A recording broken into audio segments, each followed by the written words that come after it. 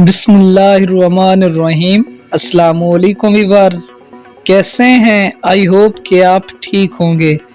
دوستو پھر ایک بار ایک نئی ویڈیو کے ساتھ ایک نئے نسخے کے ساتھ آپ کی خدمت میں حاضر ہوں۔ دوستو آج کا ٹاپک بہت ہی انٹرسٹ ہونے والا ہے۔ آج میں آپ کے لیے بہت ہی امیزنگ ویڈیو لے کر آیا ہوں۔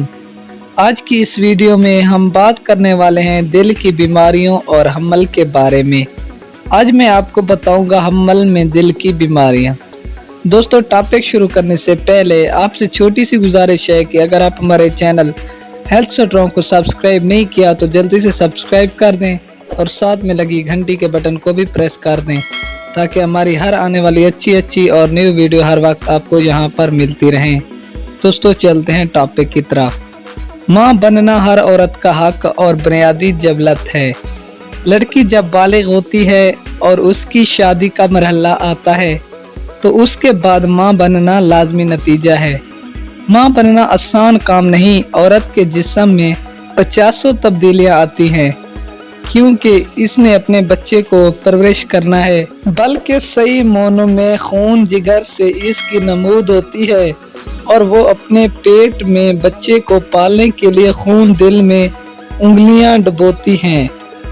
بچے کا گوشت، پوست، ہڈیاں اور خون ماں کے جسم سے بنتا ہے۔ وہ اپنی غذا انول کے ذریعے اپنی ماں سے حاصل کرتا ہے۔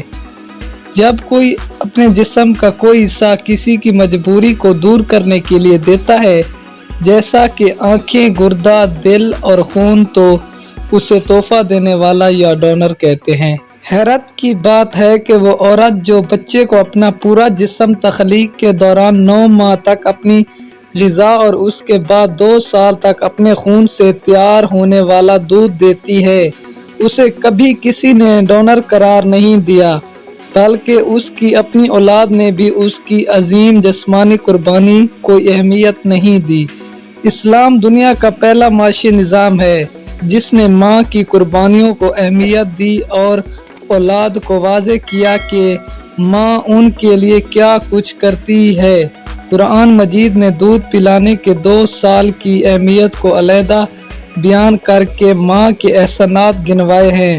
نبی کریم صلی اللہ علیہ وآلہ وسلم نے فرمایا کہ جنت ماں کے قدموں کے نیچے ہے کیونکہ وہ بچے کی پرورش کے دوران اپنے جسم پر ہر قسم کے بوجھ برداشت کرتی ہیں۔ ماں کے دوران خون پر حمل کے اثرات۔ حمل ہونے کے بعد ماں کے جسم میں دوران خون پر متعدد اثرات ظاہر ہوتے ہیں۔ ایک اضافی جسم کی پرورش کے لیے اسے مندرجہ ذیل مراحل سے گزرنا پڑتا ہے۔ جسم میں دور کرنے والے خون کی مقدار میں زچگی کے دن تک بطریق اضافہ ہوتا رہتا ہے۔ اپنی دھڑکن پر دل 50 تا 60 cc خون جسم کو روانہ کرتا ہے۔ حمل کے دوران اس مقدار میں 40% تک اضافہ ہو جاتا ہے۔ اگر دل کی عام رفتار 80 فی منٹ قرار دی جائے تو وہ 4000 cc خون فی منٹ پمپ کرتا ہے۔ حمل کے دوران یہ مقدار 5000 تا 6000 cc فی منٹ ہو سکتی ہے۔ یہ رفتار زچگی کے بعد بھی جاری رہتی ہے۔ تقریباً 2 ہفتوں کے بعد دل کی رفتار اور اخراج اپنے معمول پر آتی ہے۔ زچگی کے 8 تا 10 ہفتے پہلے نبض کی رفتار میں کافی اضافہ ہو جاتا ہے۔ تو دوستو یہ تھی آج کی ہماری چھوٹی سی ویڈیو۔ اگر پسند آئی ہو تو ویڈیو کو لائک کریں، شیئر کریں اور چینل کو سبسکرائب بھی کر دیں۔